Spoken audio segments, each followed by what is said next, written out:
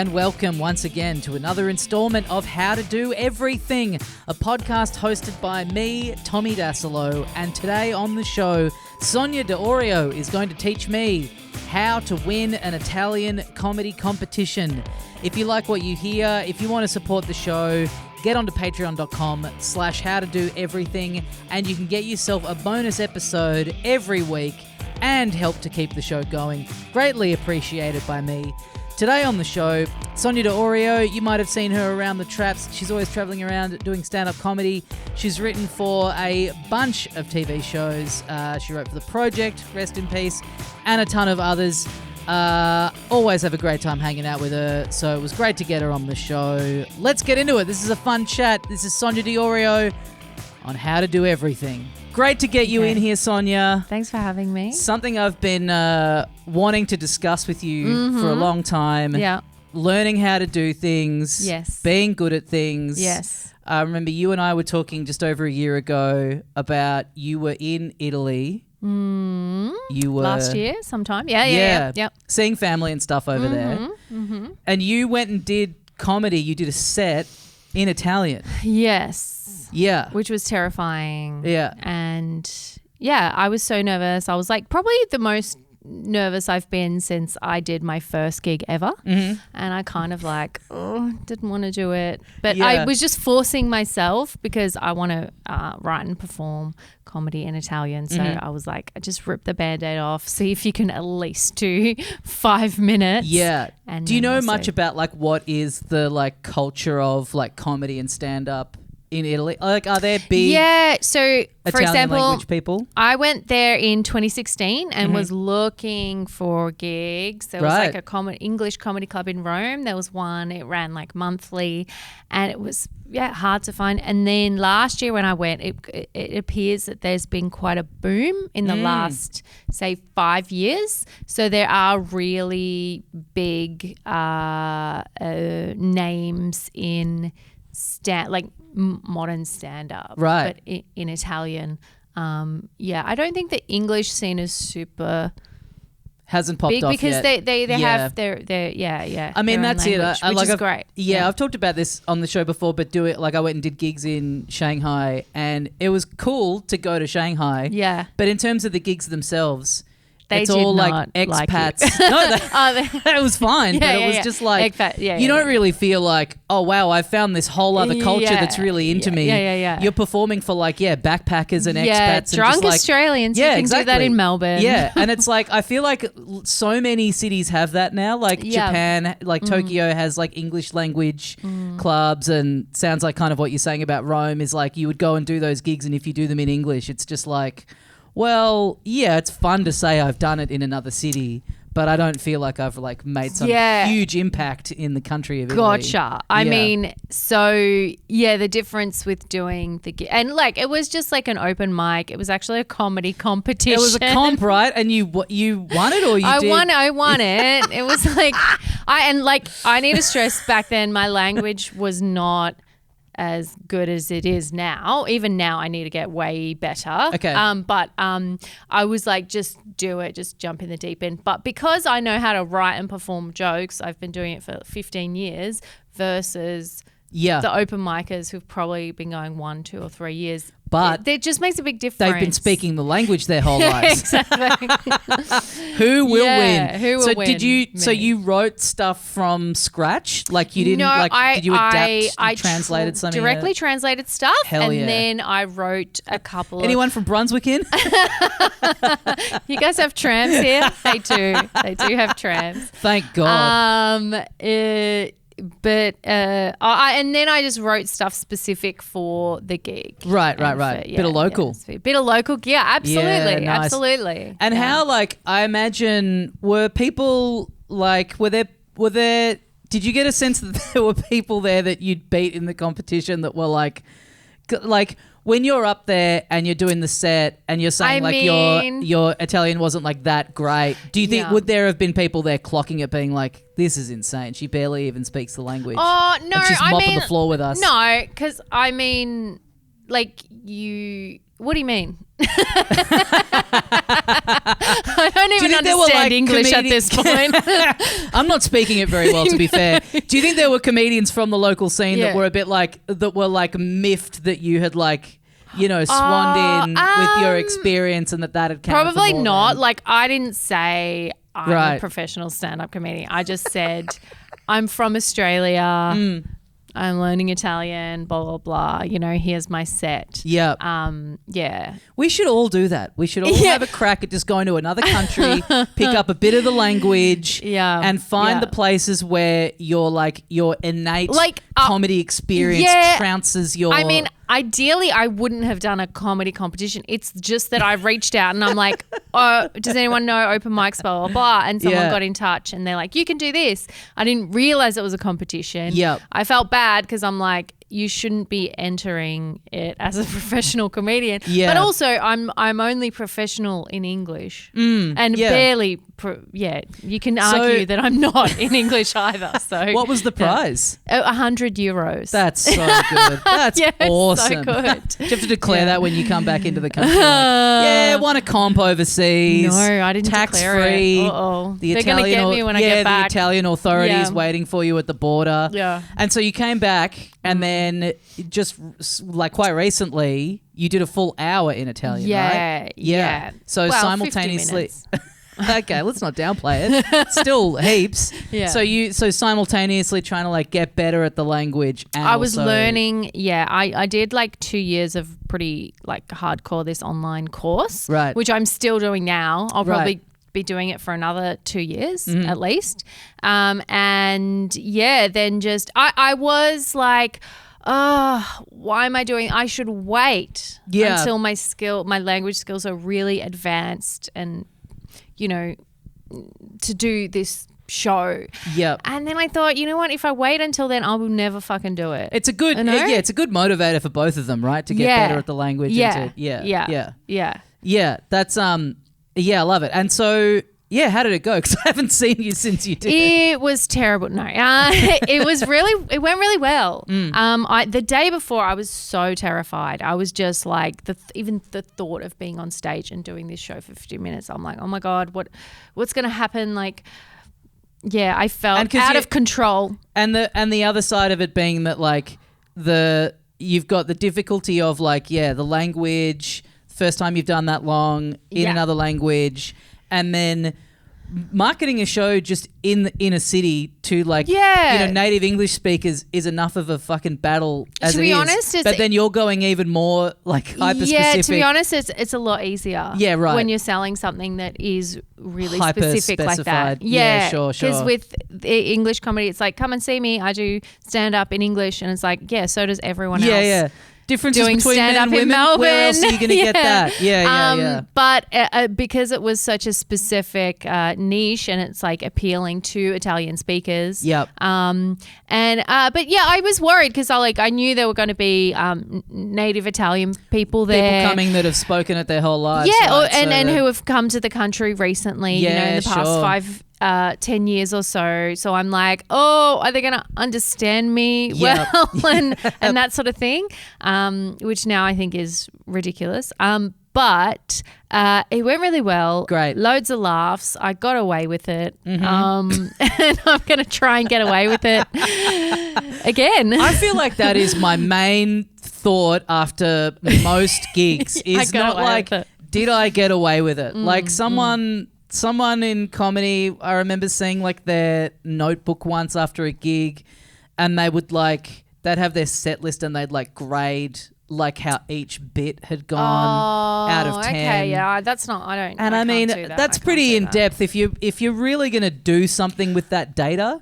But I remember seeing them write it down and they're grading the bit, and I was like, I've seen you do that bit dozens and dozens of times and never seen it do that. What is the point of this grading system if the bits are never really coming under the microscope? Yeah, if they're never adapting. Yeah. But what you need is it's a two rating system. Did I get away with it or did I not get away with it? That's really all that matters at the end of a gig. Yeah. Exactly. I still, after doing it for this long, my main thing when I walk off stage is oh, great, I tricked those people into thinking that I'm good. Oh, no. Yeah. I mean, it is a trick, isn't it? It is a trick, But yeah. you trick them with your skills. Yeah. You trick them with a little pullback and reveal. You lead them one way and then you go the other way. So what's the grand aim for you with doing comedy in Italian? Because you're saying you're gonna keep doing it. Yeah. Trying to do more of these shows. So I want the show to improve a lot, obviously, like with any show, and just to get a bigger audience of young Italian people here who get to experience something cool. in their own language. So you're not thinking, fuck this, I'm going to move to Rome and be a superstar. I would love to. I want to be the Husey of Rome. I do want to perform over there. Yep. In English and Italian. I would love to move there. It's, I guess, hard logistically. I don't know. That's the dream, isn't it? You find somewhere where the scene is just kind of burgeoning. Yeah. And you go, I'm not going to move to London and be in a bigger pond. I'm going to reset myself somewhere where the pond doesn't even have water in it yet. Yeah. And I'm going to be there from day one. Well, yeah. I mean, I don't think it's quite day one. No, but obviously in comparison to the English speaking scenes around the world, it's newer. I mean, I wanted to years ago, I met this comedian in London and she's from New York and she does comedy in English and Spanish. Yep. And she's like, oh, you should do stand-up in Italian because then, when you travel, you can do more gigs and that sort of thing. And I was like, oh, okay. So I watched some stand-up in Italian. I was like, I don't understand anything. And first this major is like hurdle 2016. to get over. Yeah. But also at that point I thought I don't have the ability to learn the language well because I failed Italian at uni. So I was just like, I tried to learn it and I failed. So obviously I just can't become good, proficient in it. I'll just And I think be that's average the speaker. main thing that people talk about as they get older is if you want to learn a language, you got to get this in. You got to get this shit in when you're young because that is for whatever reason, that is a major part of the brain that just starts to close off the older you get. Yeah. So my level was like a base level of my parents' dialect and base level Italian, but I thought I can't become advanced because, I tried at uni and I just, was not good. But now I realize that was just so not the right way to learn a language, to learn to speak a language. Yeah. It was just so not what I've done now. Yeah. So what are you doing now? You're doing there's a really great online course and they literally just focus on it's very thorough speaking. Yep. And they're like, you can write, you can do writing exercises just to learn stuff and grammar, but when you're doing drills, it's all spoken. There's no that makes a lot of sense. Whereas at uni it was all written exams, everything written. Sure. There was no oral presentations, no nothing. Yeah. And so I think there's a lot of people who can there would be people who are way more proficient in grammar than me, in Italian grammar. They would be so good at that side, but won't be able to speak as well. It is very funny when you meet someone that is like a fairly new English speaker and they're speaking to you in a way that you consider to be kind of formal, broken English, or we would say, they were, it doesn't sound natural to you. Right. But then you realize, oh no, they're speaking it the way it's meant to be spoken. Oh yeah. They're speaking it the way it's written out. This just sounds weird to me because when you're a native speaker, it all becomes so condensed and very informal. Yeah. And then you go oh no, this is how this sentence would be written on the page. Yeah, they're actually doing it more correctly than I am. Absolutely. And I guess language changes over time, but you've got to teach, when you're learning something, you're only learning it in that moment. You're not learning the history of, English or whatever. Yeah, and people speak in such broken speech patterns and slang. Colloquial. And Yeah. I mean, there's heaps of great TikToks now of people coming to Australia who are native English speakers. They've learnt English overseas and Sure. then they come here and they're like, what the fuck are these people saying? I mean, yeah, that's it. I mean, You we're know? the worst for it. Like, some of the worst Australian people would be like, this fucking cunt comes over here, doesn't even speak English properly. Yeah. It's like, we've got to be you the don't worst either. place in the world to absorb it. Like, Yeah. us with our slang, and then like, I think we probably genuinely would be the worst. Yeah. The worst immersion environment to try and pick up the language, I would say. Because we're not, we should rebrand. We're not speaking English at this point. We're speaking, well, I don't We've know, got our own. Bogan? Yeah, we're speaking Australian. We have our own language. Bogan dialect. Yeah, we have our own strain of the English language. I was thinking about. I'm always thinking about Italian food in some way or another. Yeah. I'm always thinking. Always thinking about your next meal. I'm always thinking about my next meal. I was thinking, because we were in Vietnam recently, and I was thinking about how it's so interesting where there's like, because we were over there and we were eating banh mi's quite a lot, and my friend was like, oh, they're really different to like how you would have them at home. Yep. And so obviously there's like, a strain of it where Aussified. yeah, maybe, Aussified, like bigger, more shit like crammed in there. And it's so interesting how kind of like food evolves, especially in somewhere like Asia where there's like Japanese food has a bit of like Chinese influence, and then Japanese and Korean, there's like a lot of overlap. And I was trying to think like what are the cuisines that are sort of like, they're kind of like locked in and they're sort of untouched, and there's not that evolution really. Yeah. Not to say that's a bad thing. And I think Italian is a real example of that, where like it's so pure. I think so in Australia. Really? I mean, I You guess think not they're in the US.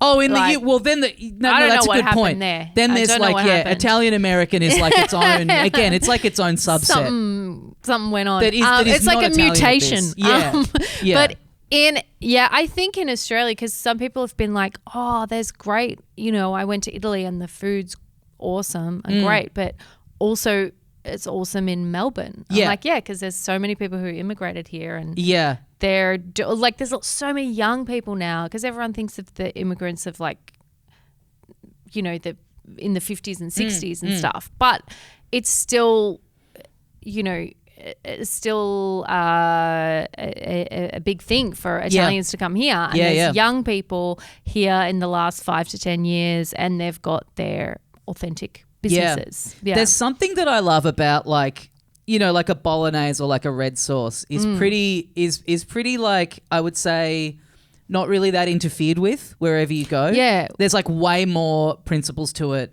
But there's something so funny to me about the carbonara, and Australia in particular being like, you put a lot of cream in there. Well, bolognese is not Italian, right? And right. people have said, it's not Italian. Oh, it's not an interesting. Italian dish. I don't know if it was from the US or here. Or, interesting. I didn't know that. I always assumed it was. I mean, in Italy, they'd call it ragu if you're having meat. And then carbonara, I don't know what the fuck happened there. My friend's dad lived in Italy, in Rome, for like maybe 10 years or so. He's not Italian. He just like, kids grew up and he went, and him and his wife were divorced, and he was like, I've always wanted to do it. I'm just going to move to Rome. It would be creepy if I go to Thailand. Yeah, exactly. So I was over there in 2019, and my friend was like, oh, you should hit up Dad. Like, I'd met him, a couple of times through my friend. She's like, oh, he loves having visitors. And so we're like walking around Rome. We had this like really nice night, and like I love carbonara, and we were talking about carbonara, and I'm like, I just, it's such like a great, like it's such an easy dish to cook at home.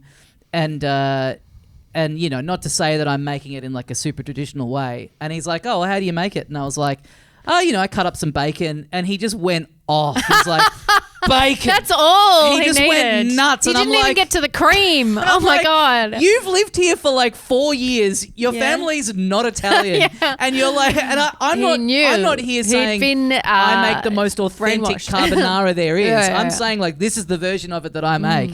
And like, as you're saying, like this is before I've even gotten to I'm like, well, I'm going to leave out the detail that I throw a little dollop of cream in there.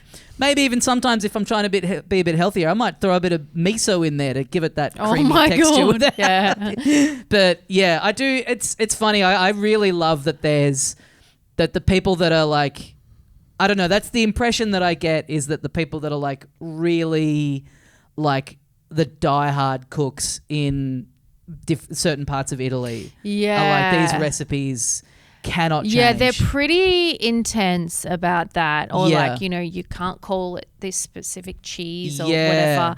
Yeah. I mean, like, I think it's led to a lot of good things. Like, they don't have a culture of fast food in terms of the you know, the gross, you know, KFC, Macca's, etc.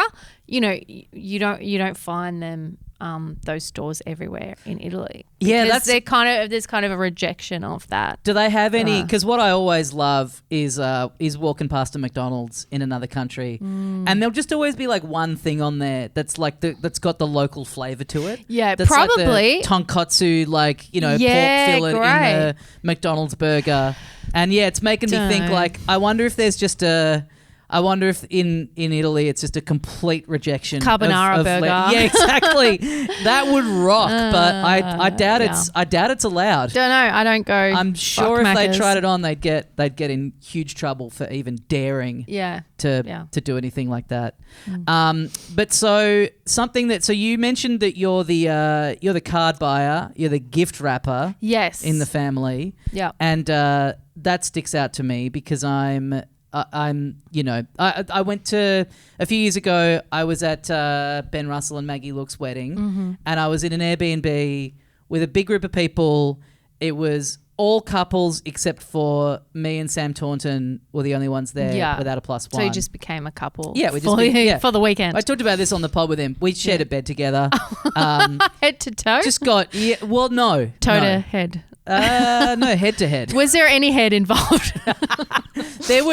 We were getting made fun of all weekend about sharing a bed together and being like, come on, cute. guys, grow up. And then Sam told me that he woke up in the middle of the night and he saw me and he was like right up against me and he saw my eyes open and I sort of saw him that close to me and I just shoved him across the room. And I have no memory of this. This was just a primal response. So that was just like subconscious homophobia coming out. That's cool to find out. That's bubbling away down there. But the morning of the wedding, everyone's kind of getting ready. I've gotten up and I'm like, I'm just going to go down to the shops and get a card and get some money out. And Sam's like, I need to do those things too. I'll come with you.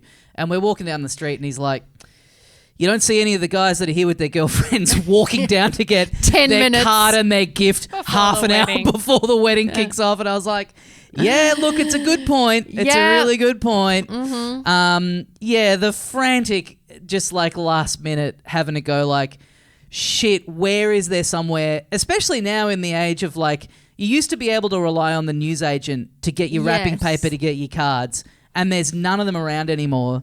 So frequently I'm like, where the fuck am I even going to go to get these things? The last minute options are just completely eradicated. But have you got the like stack of gift wrapping paper? You've got the pile of cards. I do.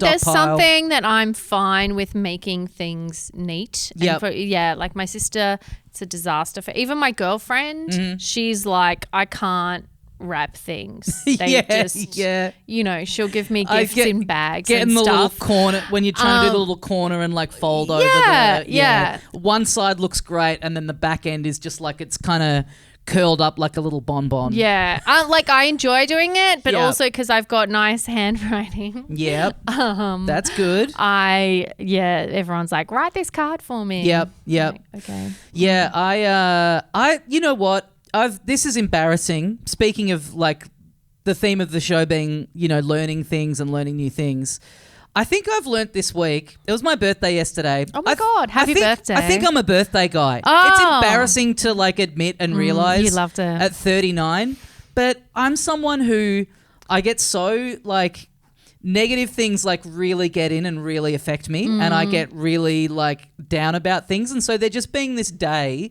that once a year you can rely on it just being this Celebrate oasis you. where it's just easy to feel good. You just get nice messages from people all day. I was like, yeah, this is really nice. Yeah, you get nice messages instead of abuse. Yeah, they exactly. usually send you. Yeah, it's a little kind of. Well. It's a nice excuse to just wake up and be like, yeah, I'm a birthday guy. 39. Well, 39. you better start planning your 40th. I know. What do you think I should do? Are you a party guy? You're a birthday guy? Are you going to be a party guy? I'm a party guy in the sense that I always do. Every year I go, I don't think I can be fucked doing anything this year. And then my birthday is at a point of the year where it'll be at a point with my group of friends where I'm like, oh, we haven't all seen each other for a bit. Yeah. So I'll just organise something so that it's an excuse to just sort of get everyone together.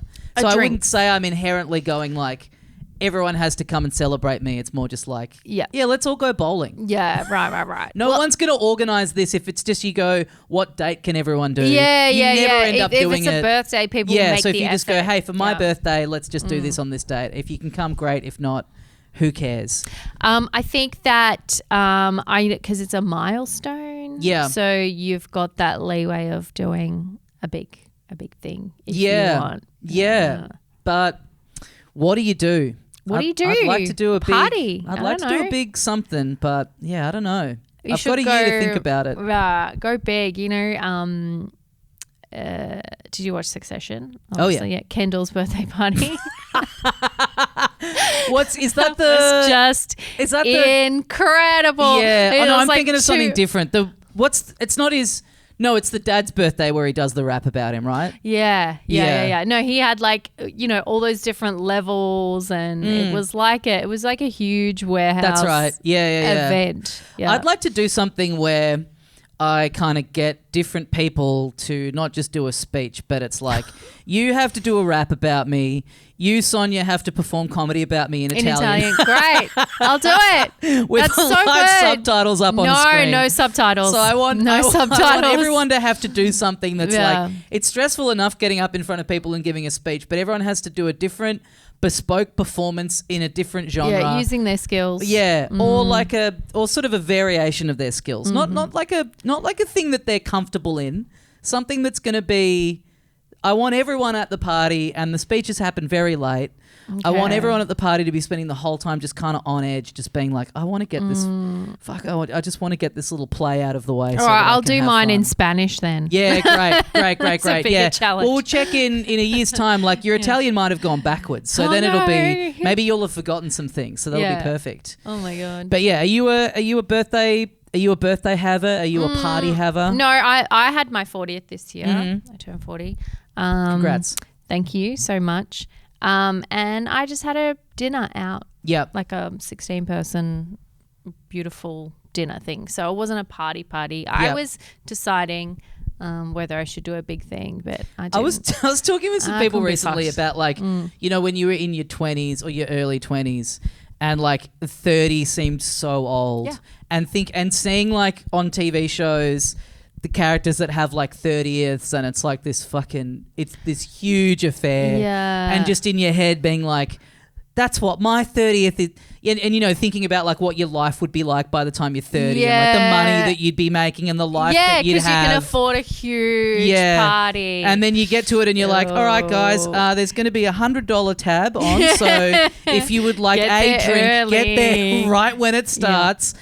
To just the huge drop off, and then you're like, maybe by 40 I'll get them, and then staring down the barrel of Look, I reckon I'm gonna have a killer 80th. 50th. My I parents think is where will be it's gone once I get my inheritance. Yeah. Oh. And then of course with 40th, you get into the thing where it's almost like, I would say potentially more out of control than a 30th, because by this point you've got people who have kids who they're like, hey, this is our night. If we're going to get out, if we're going to clock in some credit, it's going to be this. Yeah. Yeah. Yeah. And people have maybe a bit more money. Depends. Yeah. So I want to tell you about a couple of fashion-related okay, great. atrocities that have been Your what outfit. I'm currently wearing. You played it safe. You're in all black. There's no risks being taken here. Yeah. Actually, can I first? Please. Can I apologise for my face? This is being filmed, yeah? Yeah. Filmed, yeah. Yeah. Is this for TV? Yeah, it's going out on TV. So this Channel little 9? setup is for TV. Yeah. I thought so. What do you mean apologise for your face? Because I don't have any of my makeup because I left it at my parents' place. Okay. And then so I put this old makeup on and I realised it's not the right colour for my face. Okay. So because I've filmed something before with it and maybe in the room it looks okay. Sure. Yeah, it looks fun to me. Is it? Yeah. Yeah. But, sound off in the comments if you clocked Sonia's makeup before she brought it bad. up. No, just like if my face looks orange. Looks more orange. Yeah. And my neck Well, I is can very control pale. that in post. I could crank up the saturation and really make you look like Trump if I really wanted to. No. But I just want people to know that I'm aware. Is this a common girlies thing? You've got like a separate makeup stash that's stored at the parents' house? No, I was at my parents' place visiting them and I left all my stuff there. The full kit. I left so many things. Yep. Because I'm very forgetful. Mm-hmm. And my makeup brushes and the right colour makeup for my face. Yep. And then I just have random makeup at home. This shit that I you've used. decided is not because I knew gonna this cut was it. being filmed for TV. For TV. So, yeah. And possibly film. You're really stuck on where this is going out. I mean, I guess, look, people have YouTube as like a smart app on their TVs and, their Apple TV and stuff. A lot of people do watch YouTube on the TV. Yeah. So in that sense, it might be happening. Yeah. People might be like watching a clip of this on Instagram and they might decide to cast their phone screen to the TV. So in that sense, you're on TV. Yeah. So I was It's totally within the control of the viewer, whether or not they want you to be on TV. But anyway, apology not accepted. So I was walking down the street the other day and I saw two comedians who I know a little bit, not super well, but like enough, spoken to them a couple times. And they were together and they were walking towards me and I was like, oh, hey guys. And they were like, hey. And then like a minute later, like I had my headphones on, this random lady comes up to me and she's like tapping me on the shoulder and I'm like, fuck, here we go. What's this going to be about? And I take my headphones out and she's like, your fly is undone. Oh. So that's cool. Just being told that in the middle of the street. That's fine though. She told you. Yeah. So all the people you saw that day didn't tell you. I'd been out of the house. She got me early, aside from these two people that I had seen in the street, who then I'm like going, were they just both walking off being like, fuck, his fly was undone. That's embarrassing. Yeah. Would they have clocked it? I don't know. Probably. She tapped you on the shoulder. Yeah. So she was behind you. Well, no, she kind of... Oh, she I was kind of walking towards her. I think I was like looking at my phone and she had to like really... She like really went out of her way to get my attention. She really thought this was like a matter of national security. Okay. They probably noticed. Yeah. They didn't tell you and they're fucking assholes. And who were they? Tell everyone. I did send a follow-up to one of them. No. You know Maren? She posted... Yeah. So then like she's great. 3 hours later, she posted a screenshot that she's been accepted for Australian citizenship. Great. And I replied saying, congratulations. By the way, just after I saw you in the street, I got told that my fly was undone. Welcome to Australia. This is what it's like here all the time. And she didn't notice, I bet. No, well, if she didn't, she's kept it under wraps. Yeah. She didn't say like, yeah, I could tell. I think that not everyone is looking at crutches. Not everyone. Not everyone, Some but people. that lady was. And luckily... This was a discussion that I had with people afterwards, and most people that I've told this said I would never tell a stranger that their fly was undone. Really? Yeah. Because I guess like you're going, look, if I was not wearing underwear and this lady's clocked fly open, dick out, then sure, that's a that requires some urgency. Excuse me, sir. I can see your penis. That's like a crime is being committed. So this person does need to be aware. Yeah. But I think like the people I was talking to all kind of felt like, yeah, you'll figure it out at some stage. You will figure it out. I guess it depends how dramatic it is. It's the same kind of thing with toilet paper on the shoe. Oh, sure. And that, I would tell people. Yeah. I really felt like how, like for her to have been just kind of like walking along and clocked it, I really did feel like how open must this have been? Like it must have been like really, really prominent. Yeah, I think it's just one moment of you being like, hey, it's awkward. Yeah. But it's just a moment, and I feel like you are helping that person. So you would go up and you'd be like, hey. I mean, I think so. I don't know if it's someone I'm passing in the street. Yeah. But I do remember someone I told someone that they had lipstick on their teeth. Oh, yeah. And this was a person who, a lovely person who was on television. And we were doing this big event. This was before they were going to be on TV? No. But we were doing general. like an event. Sure. And she said, thank you. I've been talking to people for 2 hours and no one said anything. Yeah, and I think it's a good people were point. maybe a bit too like, and I don't know her well. Yeah. But also because maybe she's like I don't know, like they didn't want to feel like they were telling her that. Yeah. Oh, you've done something wrong. Yeah. But it's like. I guess that's it. It's like if you I'm pretty quick, with the lipstick on the teeth or the If you go the whole day without having heard anything, then you're like, are people just having conversations about this? Yeah, you got something behind in your my teeth. back? They're not having conversations, but they're thinking it, or they're like, his fly's undone. I'm not going to tell him because I don't value him as a person. Yeah, I actually quite like what I'm seeing down there, so I'm not going to tell him to do it up. Yeah, I won't. The toilet paper on the shoe is like, when someone alerts you to that, you feel like so embarrassed even though you've done literally nothing wrong. No, it was just on the ground and it's stuck to your shoe. Yeah. The implication that it's so somehow like embarrassing. Your poo-poo on the paper that's stuck on your foot. You shat on your shoe. You shat on your own and shoe. And then you were wiping it off. It's pretty crazy. I remember always seeing it in like, it's such like a 90s sitcom trope, like the hot girl who comes out of the bathroom and she's got the toilet paper stuck to the high heel. No longer hot. And being like, disgusting. Why is that embarrassing for her? That's just like some rubbish that's on the ground. Yeah.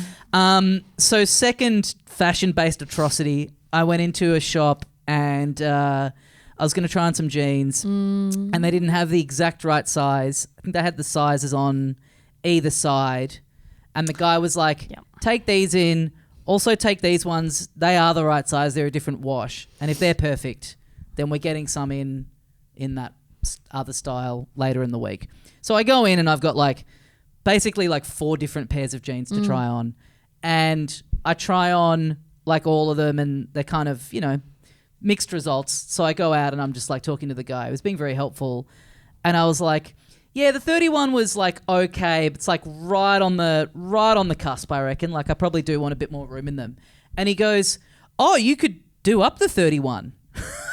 I'm like, yeah. Like he kind of like gave me the elevator, like clocked like he was shocked that small of a size would fit you, would fit me. And I was like, man, that is rough. I didn't need the shoehorn. Yeah, wow. Yeah. And so did you find a size that fit you? Did you find some jeans? No, I'm gonna go back. I'm gonna wait. You're gonna go back. I'm gonna wait till they get these like proper sizes. Yeah. I mean, don't even talk to me about jeans, really.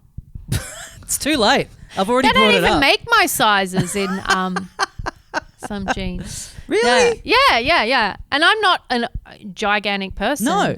But that's women's fashion for you. Yeah. I mean, I feel like the Japanese cuts, they really work for me because they make them loose. They make them baggy. Okay. Yeah, I can't fit into anything Asian. I just felt so because the clothes are very small for women. Yeah, sure. I just felt so like put on the spot by that assumption of how bizarre it was that I'd fit into a 31 that I was tempted to just buy that pair to be like, just to like put him in his place. Like, yeah, man, not only do they fit the best out of any of them. It's hard to. Why would I need more space than this? Just buy them and just be walking around like when Kramer gets those jeans that he can't get out of. And then I hand them back to him and the stitching's just blown out. The buttons popped off. Yeah, he needs to work on his bedside manner. Yeah. Shall we call it? Yeah. Maybe that's why. Hey, maybe that's why my fly's just coming down because the jeans that I'm wearing are too tight. Yeah, and something's got to give. Yeah. Have you had any fashion atrocities committed against you lately? Just trying on things at a shop. Yeah, is just it sucks. It sucks. But it could always be worse. Are you ever in a shop where if it's a big enough shop and you see like a kid in there with their parent? Yeah, I hate children. And their mum has to like give them the sign off to get the jeans. Oh, okay. But doing that when you're a little kid. At least I have agency of what I can buy. Humiliating coming out wearing something that you thought was cool and your mum having to decide yay or nay. Yeah. Based on like how practical it was. True. You're surrounded by like older, cool people. We get to choose what we want. Yeah. But we don't really because we get to choose only what will fit us. What will fit us. Yeah. What's in the budget. Yeah. What and the store has decided to get in. I think I'm probably is that? No. Yeah. I'm probably like 20 kilos more than I was, let's say, 5 years ago or maybe like 10 years ago. And so being like I'm not like very large, but I've gained a lot of weight, but I have found that to be so limiting. Yeah, sure. Even though I haven't gotten to like a super plus size or whatever, right. It's just kind of like it's shocked me. Yeah. I've put a bit on recently, and when I was trying these jeans on, I was like, I had to really stop myself because I was like, look, these are a little tight, but I'm going to lose this weight. No. I'm in an influx state. I'm going to get it back on track, and it's like you can't. You know what would be better mindset. for you to do, which I learnt from a masterclass with Tan France from Queer Eye. Sure. He's like, never buy expensive jeans. Just buy jeans that are maybe just a little bit too big and get them tailored. He's everything, get everything tailored. Yeah, good point. It's not as expensive as people think. Yeah. But yeah, the reason that celebrities look so good is because they have everything made to them. Yeah. It's like the clothes aren't actually made for proper bodies. No. Yeah. My partner, we were just in Vietnam, and she took a good move is you take something that you've got that you like and you get them to replicate it. Well, they make all the suits, don't they? And you can get anything made. So she took this jumpsuit. She'd bought some fabric here that she thought would be like good for new versions of this jumpsuit.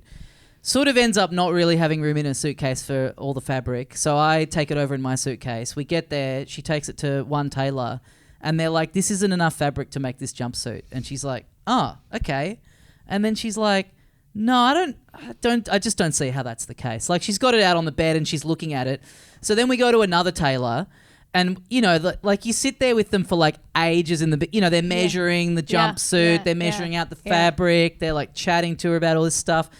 And then they're like, yeah, this just isn't going to be enough fabric. And then she's having to play dumb and put on this little performance like she hasn't already heard this the day before. Wow. She's like, oh, really?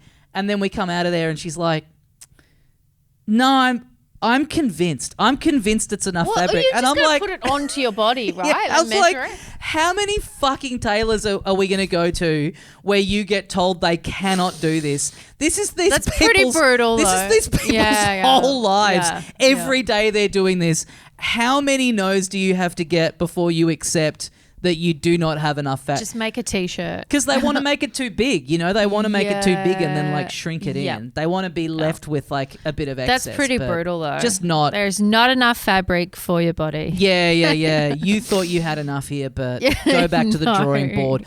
Lugged this like 2 heavy rolls of fabric from another country. Gosh. And then they just end up going back in the suitcase and coming home. And so now she's gone and gotten her old sewing machine out, and she's like, I'm going to make it myself. And I'm like, and so then what? So then we go back to Vietnam so that you can parade around in front of these tailors and show them, guess what, bitch? Turns out there was plenty of fabric. Has she made much progress? Not yet. Okay. No, not yet. I think this is going to need a couple days off in a row. This is going to need a full bank of time to really commit. Yeah. To I wish I learned how to sew. My sister recently did a dressmaking, clothes making and design course. Yep. And I was like, why the fuck didn't I do that? I studied fucking screenwriting. Yeah, that's helpful. Totally. There's so many things like even just knowing how to sew or do any, like a button coming off and being able to do that yourself. I mean, I can do a button. Yeah, I can't do Come on. You can't do a button? I can't do a Oh, button. my God. I can barely tie my shoelaces. You can get on YouTube. You're just trying to sew them together. Get on YouTube. Yeah, okay. I'm sure there's tutorials. Like right. Putting a button on. Get the needle out. Yeah. Get the needle and thread out. I can do a hem, with staple. Oh, you're doing all right. Staple. Yeah, I can't do any of this shit. I don't know any of the principles. I don't know how any of this stuff is made. Yeah. Well, you don't use staples. No, well, joking. Yeah, maybe in some corners of the fashion world that's considered like high art. Maybe. Yeah. So you played the flute when you were at school. Yeah, I tried to. I like this story because this is like basically what you've described is like 90% of the anxiety dreams that I have. Really? You're like in a band or something, or you're going to perform and you don't have the skills. It's funny. I ran into my neighbor the other day, and he was talking about how he's got some big thing that he's organizing for his work. And he's at the stage of it where he's like, every night is a new anxiety dream about, oh, this thing hasn't turned up, or I'm at the event and I've done this all wrong. And I was just so fascinated by like, and this isn't even like a, this isn't even like a show business thing that he's doing. Like it doesn't matter what the job is. The human mind is like, there's 4 different types of dreams, Yeah. I have that a lot with stand-up. Yeah. I'll have a dream and I'm on stage and I can't remember any of my bits, or I get on stage and everyone's talking and they start leaving the room. And it's just, it's crazy. Everything's going wrong. I've had 3 that kind of cycle around. One is I'm on the stage and the stage is like a bouncy castle that's like maybe 60% deflated. Oh. So it's kind of, you sort of can't. You remember when you're a little kid you're being in like an inflatable thing that's slowly being the air let out of it, where you kind of like you can't get your footing, or I'm on like a big stage and I've got a mic and the cord is like really short. The cord is like absolutely like taut like that, so I can't move anywhere. I mean, the classic, it's opening night of the comedy festival. I've not written a word of the show. Right. And I remember having one where it was like my show was at 10 p.m. and it's the night of, I've written literally nothing. And then I'm just like sitting in the audience of like other people's shows. Like at 6 o'clock. And then in your brain you're like, why aren't I writing my show? Why aren't I doing this? Like I still now have enough time to cobble something together. It wouldn't be good, but I could be getting up there with something. Yeah. And instead I'm just watching it. What am I doing? Yeah, I have those. But the bouncy castle one, was that one like you're doing a gig but you're on that? Yeah. So it's like I kind of can't stand up properly. And this my neighbor was like describing all this different stuff, and I was like, it's so funny how like a lot of the other dreams that you have, when you have dreams like about say good things or just even neutral things, it's kind of, it's got no basis in reality. It's like this fantastical, and then you're there, but you've got a horse's head or like whatever. Yeah. But then when it comes to like anxiety, it's like hyper specific. Yeah. It's literally your comedy festival show. That's tonight. On a deflated bouncy castle. Insane bad thing going wrong. Yeah. Which is, I mean, to be fair, like a lot of them aren't that far from reality. No, that's These what I mean. That's what I mean. The comedy dreams. Like, Yeah. I am surprised no one's done an open mic on a bouncy castle Yeah, before. exactly. That's But the what only I mean. place It's they like, haven't done why it. aren't your anxiety dreams about comedy? Why aren't they like, completely, they're never like Yeah, far flung. yeah, They're never yeah. like, oh, my show got cancelled because aliens came down to Earth and like blew up the venue. Like Yeah. that would be like, whoa, that's crazy. That I don't have to feel like stressed about that because that's just like, obviously at that point there's, bigger fish to fry. Yes. But I guess maybe it is just a thing of the brain going like, hey, you know what? There's actually no way that it can be as bad as this scenario that I've cooked up for you. Like it makes you wake up and feel like shit because you've been living in that reality. And then you're relieved. Oh, that's Then not. you're like, yeah, I mean, I've got more writing to Yeah, do, but it's gonna not be that fine bad. 'cause And I'm I've gonna got do the 2 writing. months before the Yeah, show. exactly. It's not Yeah. happening tonight. Yeah. Yeah. Write in with your favorite anxiety dreams, folks. But so what you've described to me is like basically it kind of is like a real life version of that. So I played the flute in primary school, and I could play like songs or whatever. I can't remember if I could read music. Yep. Later on in my life, I could read music because I learned how to play guitar when I was older, Sure. in my 20s. But at that point, I've got no idea. So when I was one-on-one with a teacher, I feel like I could play stuff. But then when I was in a band, Yep. I had absolutely no idea what I was doing when we were, time to start playing this section of the song. Yep. Yeah, had no idea.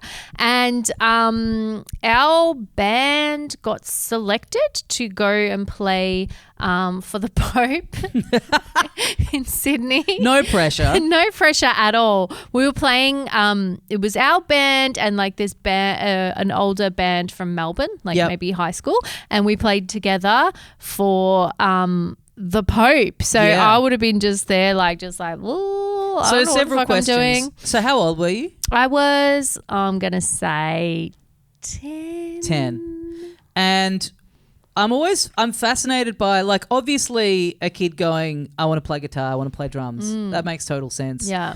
I'm so fascinated by the instruments that little kids pick up. Yeah. Where like what was it about the flute that at 10 you went, hell yeah. I have no idea. I think it was just, I don't even know. Maybe they were Parents?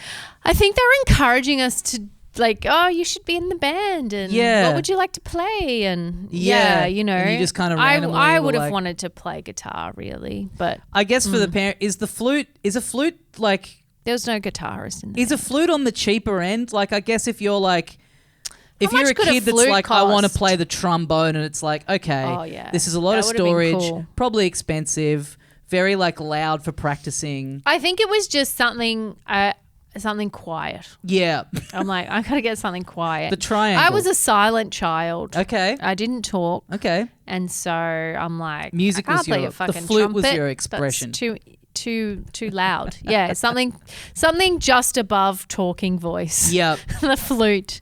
And that's it, because being in the band that's an anxiety dream that I have that has sort of no basis in anything that's been close to happening in my life. But like, I can play guitar and bass a little bit, like if I'm following a tab, but I can't read music or anything, and I can't like really pick it up and just kind of like figure something out. Yeah. I don't really know the names of any of the like chords that I'm playing or anything like that. And a frequent dream is like my whole life I've like dreamed of being in a band, and so I had this anxiety dream where for whatever reason I get called up to fill in and I'm like, yeah, I can play the bass.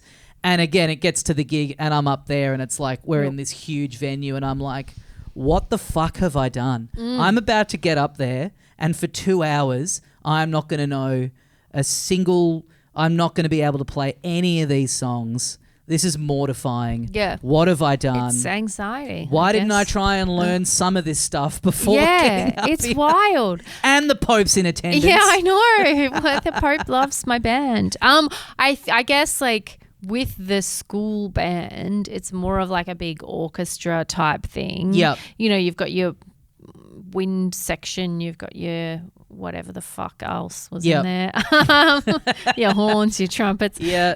And so you can kind of hide. It's like You get lost in the mix a little bit, yeah. choir. Yeah, It's more like a choir. Yeah. If you're a shit singer, you can be in a choir. You just sing no softly. offense. Yeah. But you can kind of hide. You just I'm gonna like think go that like, anytime I see a big enough band, like an orchestra or whatever. Yeah. I'm gonna be thinking like, is there anyone I mean, in here who's just kind of really coasting? I would say that everyone, say in the Melbourne Symphony Orchestra, is probably quite good. Hey, there could be someone who's having an off day who's like, I'm just really not the feeling it. shittest though. Yeah, that they all know. They're like, hey, how about you tonight? How about turn your flute down a bit. We had school singing when I was at school, and we would like it was by house that you were in, and we were practicing. I think it was like for a month or so. It was like every morning you'd do this singing practice, and the person leading it came up to me and my two friends and was like, "Hey, you guys can feel free to just kind of mime it if you want." Getting the tap on the shoulder, like vocal rest. Your shit. Just during don't. The choir. Just maybe don't worry about it. Oh, that's brutal. This is kind of just meant. It's not meant to be lessons. This is just meant to be everyone in the house kind of singing. It's not all about the voice. It's about like the expression. It's about the pizzazz. Pizzazz. Yeah. It's like, do some jazz hands if you want, but yeah, exactly.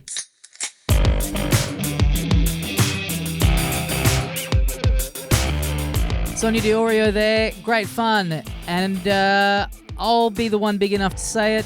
Happy birthday to me. Hey, if you want to give me a little belated birthday present, get onto patreon.com/howtodoeverything. Support the show, get bonus content, greatly appreciated by me. Thank you to everyone who's on there. Some great bonus episodes in the archive and some great bonus episodes coming up. If you can't afford to get on there, maybe send the show to a friend. Get on your podcast app of choice and leave a nice review. Post about it somewhere. Get some other people into it. Would really appreciate it. It all helps. Thank you very much for listening. Really appreciate you guys tuning in and sending me messages every week to say that you enjoyed the show. And I will see you next week for more How to Do Everything.